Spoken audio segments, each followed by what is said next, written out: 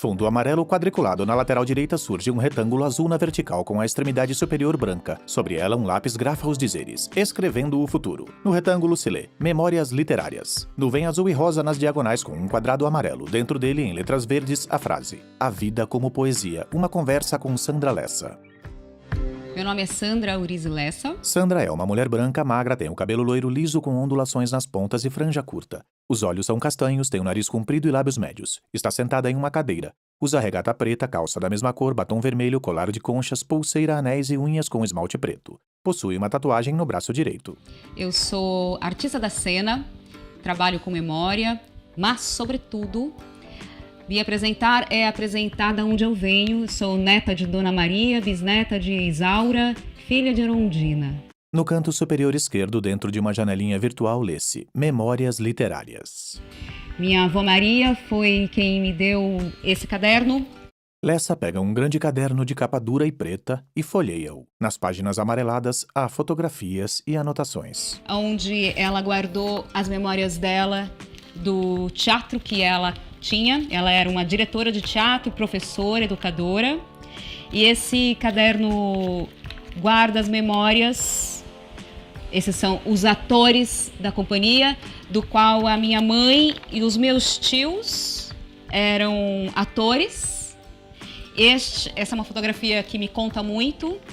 Coloca o caderno aberto em cima da mesa. Há uma foto em preto e branco de crianças e jovens na carroceria de um caminhão. Essa fotografia é o caminhão do meu avô. Meu avô trabalhava com caminhões e aos finais de semana o caminhão virava palco de teatro da minha avó, onde a minha mãe está em cena com a minha tia e o meu tio aqui. Lessa fecha o caderno e o coloca para o lado, sobre um móvel. E minha avó Maria, ela foi filha de Isaura, que foi uma mulher que desapareceu da família. E depois de muitos anos da minha adolescência, eu fui encontrá-la, a história dela.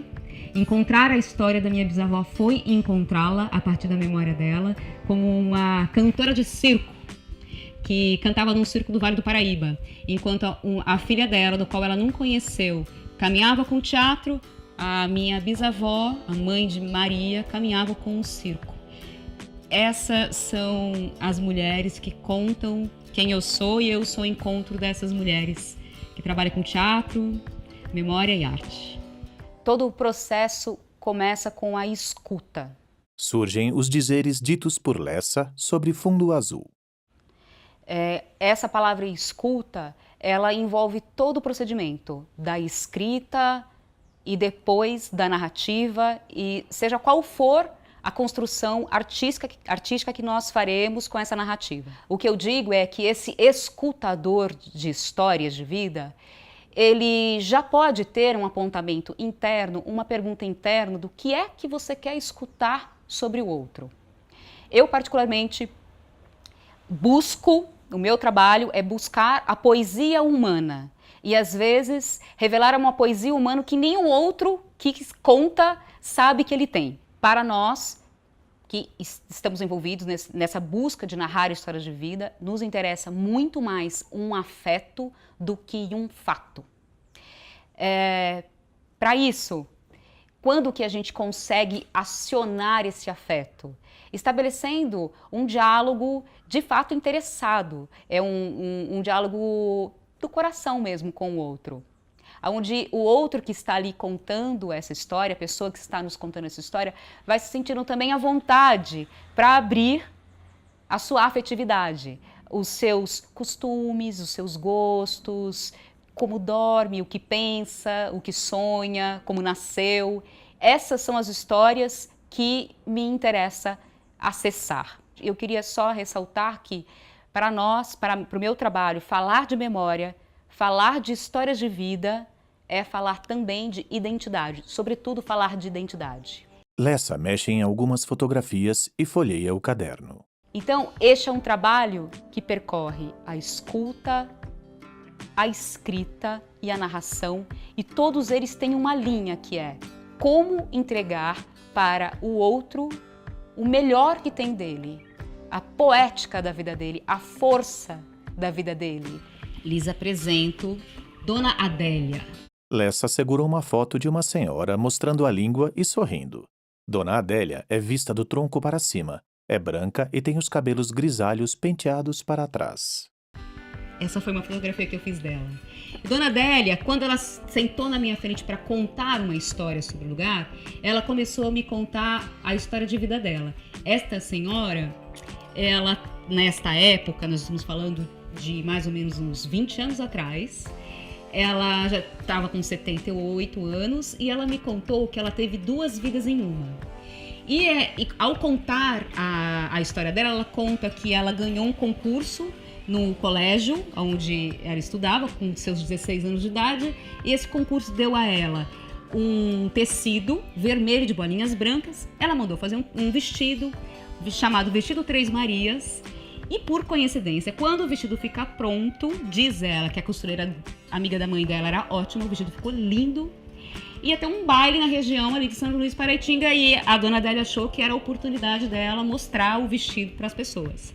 Mas ela tinha um pai bravo que não deixou ela ir, a história é longa, muita coisa acontece.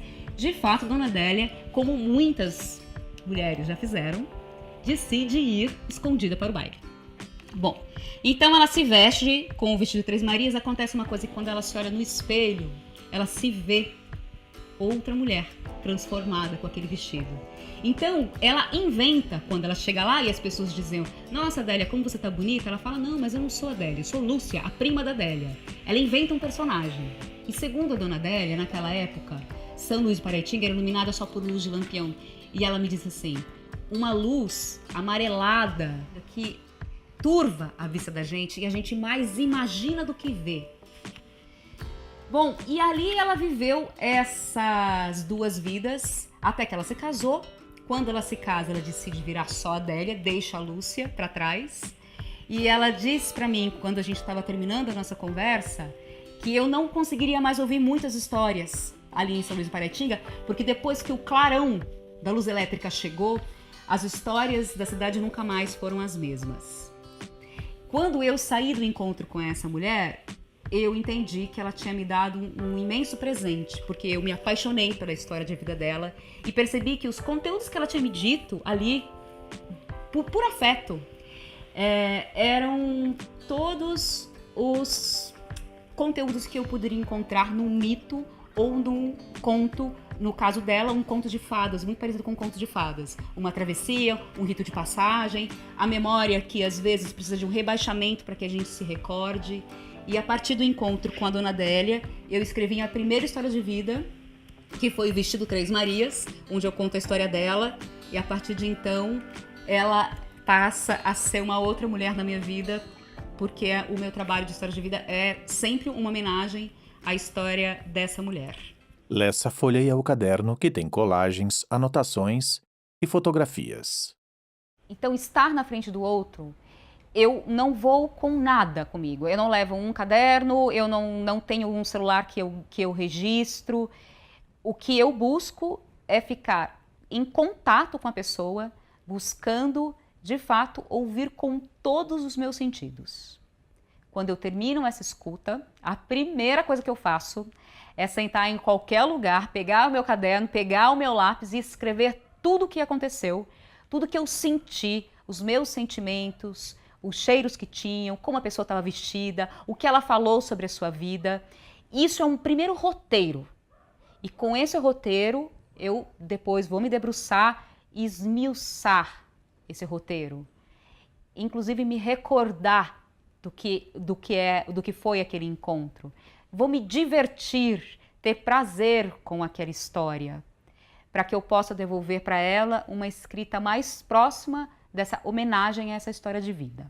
Às vezes, quando você cruza alguém na rua, quando você vê uma pessoa que trabalha no supermercado na esquina, quando tem alguém na padaria, no ponto de ônibus, ele não é ainda algo muito significativo para você, a não ser que você pare para ouvir essa pessoa. E dessa escuta pode brotar um encontro cheio de poesias, cheio de possibilidades. E aí então, se você tem um início que é uma memória como um quarto comum, quando você escuta, você pode acordar aquelas memórias que estão ali, adormecidas às vezes, só aguardando que alguém convide para que elas saiam e para que a cor daquela pessoa venha, porque o afeto, os desafios, as resiliências que ela teve na sua vida apareçam. Eu comecei o nosso encontro de hoje mostrando essa fotografia aqui da Dona Adélia, por exemplo. Lessa observa a foto. Que tem uma história para contar. A fotografia, ela é um registro histórico, onde vem um clique e fixa aquele momento histórico no tempo. Ela é uma pista, ela não é uma história completa. Quando eu mostro essa fotografia, aqui não está contada toda a história de Dona Adélia. Tem um detalhe na fotografia. As fotografias, elas às vezes deixam rastros pra gente. Então, por exemplo, essa fotografia da Dona Adélia, ela tá fazendo um gesto assim, ó. Lessa mostra a língua entre os dentes. Com a língua de fora. Esse gesto dela diz com uma pista de quem era essa mulher. Então, a fotografia, ela é um ponto de partida histórico. Ela é a data, ela é a cronologia.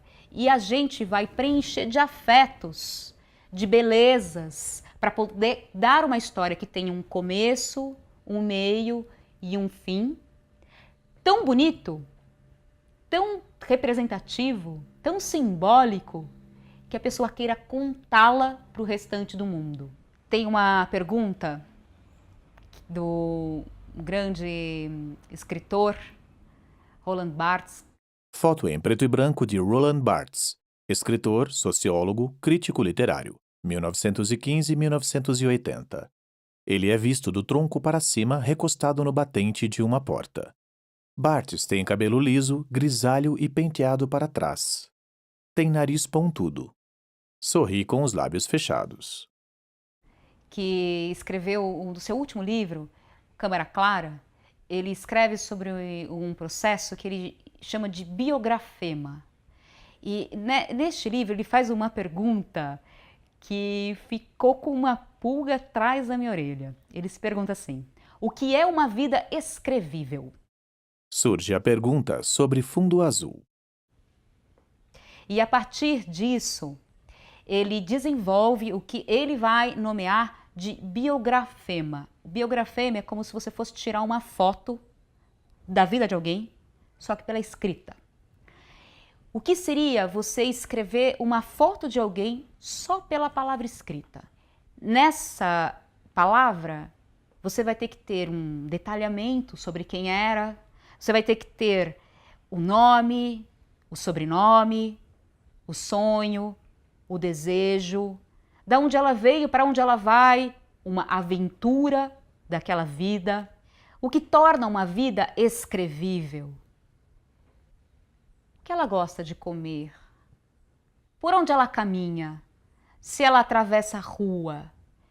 Isso é uma vida que tem poesia. É uma vida que tem os olhos do poeta. Escrever antes de narrar, antes de criar um videoconto, antes de criar qualquer outra obra, ela é fundamental. É o processo, e não é à toa que ela está no meio entre escutar, escrever e narrar. Porque ali no processo da escrita, depois de uma boa escuta, que a gente vai decupar, o que a gente vai fazer? A gente vai encontrar o caminho daquela história. A gente vai descobrir, escrevendo, quais são os afetos que estão naquela história. Então, aqui pensando como as memórias literárias podem chegar nas nossas escolas, como elas podem criar campo dentro das escolas com crianças e adolescentes. Sobretudo, escolher um mote, o que vai disparar o encontro dessas crianças e desses adolescentes com a memória. Uma fotografia, um objeto afetivo, uma avó. E a partir deste mote, aprofundar, jogar e se divertir.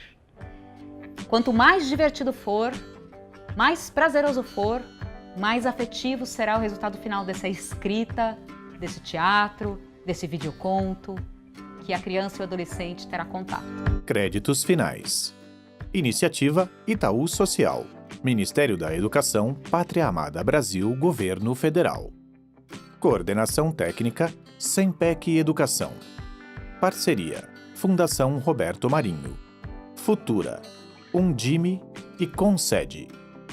Janela Virtual Verde sobre o fundo amarelo quadriculado. Lê-se. Programa Escrevendo o Futuro. Iniciativa Itaú Social. Coordenação Técnica, Sempec Educação. Captação e finalização audiovisual, Gerarte Comunicação. Vira-lata Pós-Produção. Trilha musical, Modern Time.